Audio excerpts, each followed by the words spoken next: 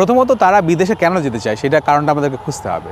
তারা বিদেশে যেতে চায় কারণ বিদেশের ওভারঅল লাইফস্টাইলটা ভালো। 2 নাম্বার হলো তাদের ওয়ার্কিং এনভায়রনমেন্টটা খুব ভালো। মোর ইম্পর্টেন্ট হলো সেকেন্ড পয়েন্টটা, যে ওয়ার্কিং এনভায়রনমেন্ট এবং অপরচুনিটিস সিস্টেম।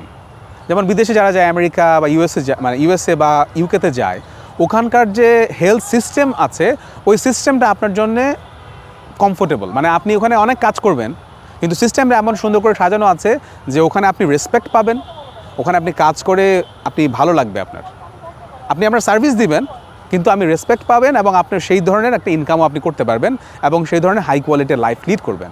কিন্তু বাংলাদেশে কিন্তু এটা খুবই ডিফিকাল্ট, স্পেশালি জুনিয়র লেভেলে। ধরেন একজন ফিজিশিয়ান যখন আমাদের মতো ডিগ্রি করে, সেই অবস্থায় কিন্তু খুবই কঠিন একটা সময়। আপনি পাশ করার 1 বছর কিন্তু আপনি এমডি পরীক্ষা দিতে পারবেন না। তারপরে 1 বছর পরে এমডি পরীক্ষা দিবেন, তারপর আপনি এমডি রেসিডেন্সিতে ঢোকার পর আপনার স্যালারি কত? 20 থেকে 25,000। ঢাকা শহরে যেটা কিছুই না। সো আপনি যখন 20 থেকে 25,000 স্যালারি পাবেন এবং এই স্যালারিতে আপনি চলতে পারবেন না, আপনার ফ্যামিলি চালাতে পারবেন না, তখন আপনার মাথার মধ্যে সবসময় স্ট্রাইক করবে, আমি কেন এখানে থাকবো, যেখানে আমাকে কয়েক লক্ষ টাকা স্যালারি বিদেশে দিবে এই পজিশনে। এই সেম ডক্টরই যখন ইউকে যাবেন, he will get 10 times more salary. তাহলে সে কেন যাবে না? তার মানে হলো বাংলাদেশি ডক্টরদেরকে আমি যদি রাখতে চাই, তাহলে জুনিয়র ডক্টরদের সাপোর্টটাকে অনেক বাড়াইতে হবে। কারণ এখন লাইফস্টাইল এমন হয়ে গেছে, লাইফের কস্ট অফ লিভিং এত বেড়ে গেছে।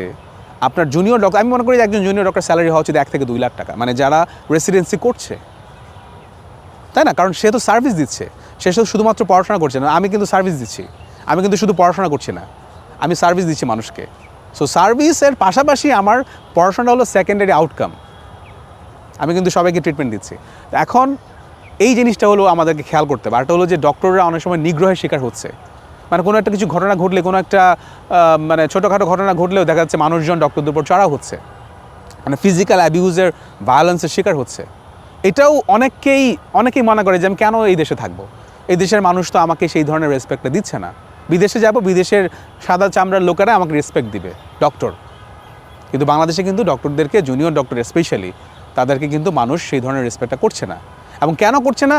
ডিউ টু দ্য সিস্টেমটা হলো এমন হয়ে গেছে। সিস্টেমটাকে সুন্দর করে ডক্টরদের জন্য, জুনিয়র ডক্টরদের জন্য পজিটিভ করতে হবে, তাদের ইনসেন্টিভটা বাড়াইতে হবে, তাদের কমফোর্টটা যাতে বেশি হয়, তারা যাতে দেশে থাকে সেই জন্যে তাদের লাইফস্টাইলটাকে ইমপ্রুভ করার চেষ্টা করতে হবে। তখন তারা অবশ্যই থাকবে, তারা দেশ ছেড়ে কখনোই যাবে না, দেশের ফ্যামিলি ছেড়ে কখনোই যাবে না, বিদেশে গেলেও ট্রেনিং নিয়ে চলে আসবে।